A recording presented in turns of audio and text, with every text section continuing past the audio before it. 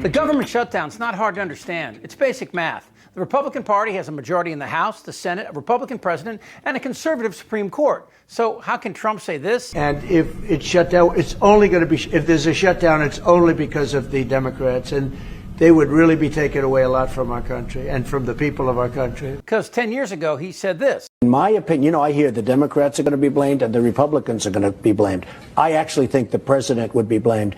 If there is a shutdown, I think it would be a tremendously negative mark on the president of the United States. Look, it's a scam, and Republicans don't give a shit about working Americans, or they wouldn't be firing workers who make efficient governing possible. Instead, we have the scaly, bug-eyed Nazi cockwaffle threatening U.S. citizens. Children will be taught to love America. Children will be taught to be patriots. Children will be taught civic values for schools that want federal taxpayer funding. So how does the American public see the shutdown? Well, they do the math, and they see that, again, Trump and MAGA don't give a shit about the lower and middle class. They do tell a pretty good lie, though, like when they shut down important energy projects in blue states and then make up shit like this doofus right here.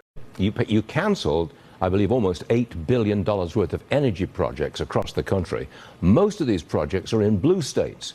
The Democrats are saying, hey, they are being punished for their politics. So, Mr. Secretary, are you punishing the blue states? We are punishing the wasteful spending of taxpayer dollars. You know, Stuart, do you and your viewers want to pay $70 million to decarbonize mac and cheese? No. Do you want to pay to decarbonize Uber Eats in San Francisco or subsidize e-bike lanes in Portlandia? The dude is literally lying about science. So Americans see that and they go, fuck you guys. I think there are a lot of Republicans out there right now strutting around thinking that they're cock of the walk. But this is a morning show. I know.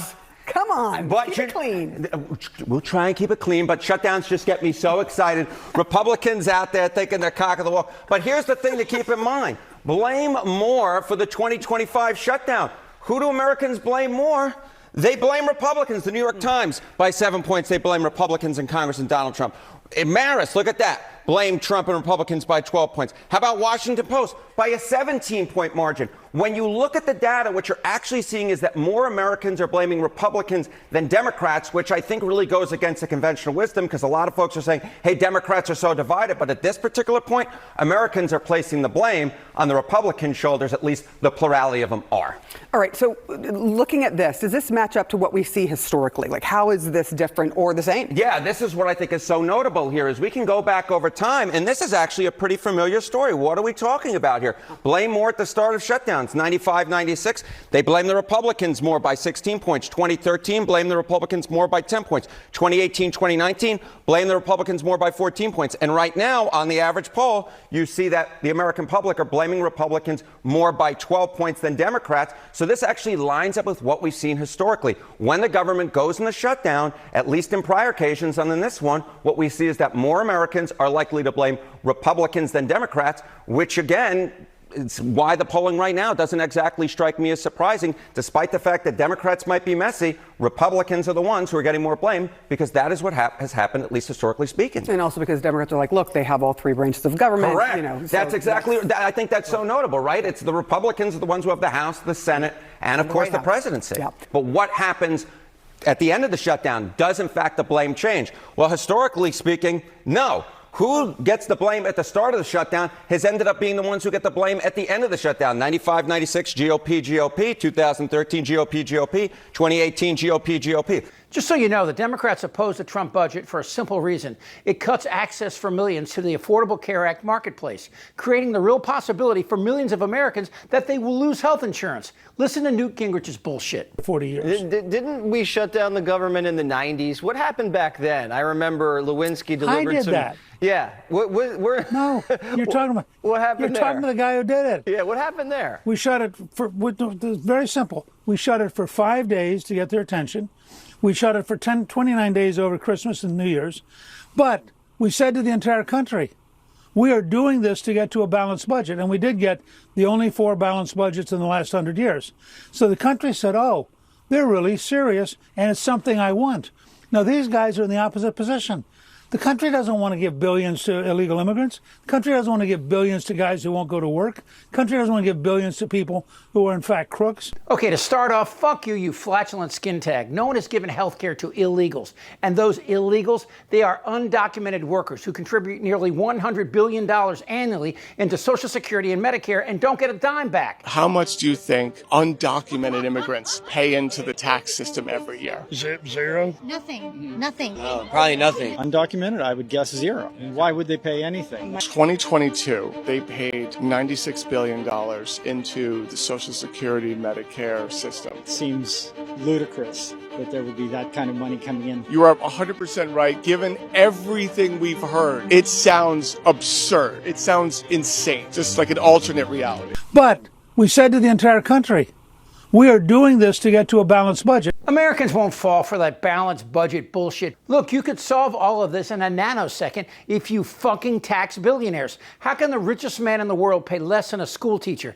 And this just came out. The combined wealth of the top 1% is $52 trillion. That's trillion with a T. That's 50,000 billion. How much is that? Steph Curry of the Golden State Warriors makes about $60 million a year. For him to get to a trillion, he'd have to play basketball for 32,000 years. And these billionaires in the top 1%, if you taxed them at, say, 20%, that would be enough to give every American full health care coverage for 50 years, feed every poor family, make college free or affordable for every person in the U.S., and you'd still have enough left over to buy an aircraft carrier, 50 fighter jets, and even some money left to buy a few Republicans. It's a lot of fucking money. But what's really happening here is the testing of the waters for Trump and MAGA. There's a real pushback here, as the polls indicate. And Trump is trying to do three things. One, distract from his failing economic foobars. The tariffs are keeping inflation high, and Americans are feeling it. And Trump knows it. That's why he's offering billions to farmers who can't sell their crops overseas because of the reciprocal tariffs. But it won't be enough, and the prices are getting worse for cars, energy, and of course, health care. Second, Trump wants MAGA to applaud his takeover of American cities with the military,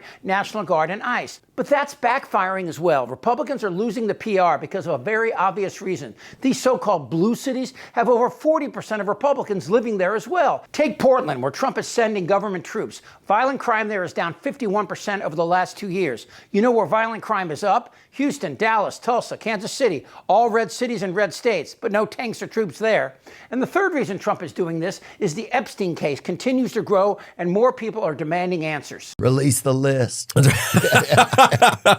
Seriously, we need to release the Epstein list. That is an important thing. It's sitting on my desk. Look, Trump is planning to disrupt the midterms. He really has no other option.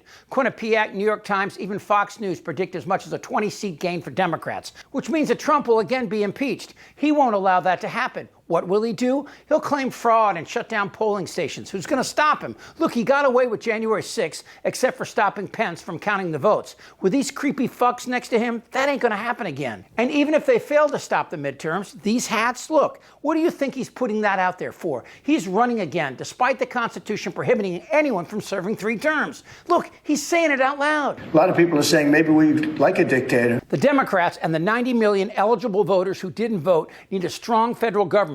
But with Trump systematically purging federal employees and threatening generals like the other day, We should use some of these dangerous cities as training grounds for our military, National Guard, but military. Want to do anything you want. You can do anything you want. And if you don't like what I'm saying, you can leave the room. Of course, there goes your rank, there goes your future.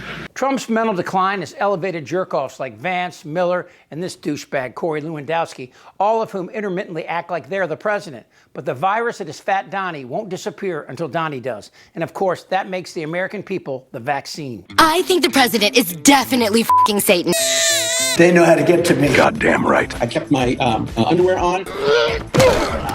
They had what? You're a nasty person. Go fuck yourself. Bloated and fat and disgusting. We're a nation that speaks English. Look, if something like that thing's darn ugly. Who you talking to? I don't want to talk about this stuff. Am I wrong? Tick-tock! You're in a lot of trouble, Donnie. I think he's crazy. I'm Chip Franklin.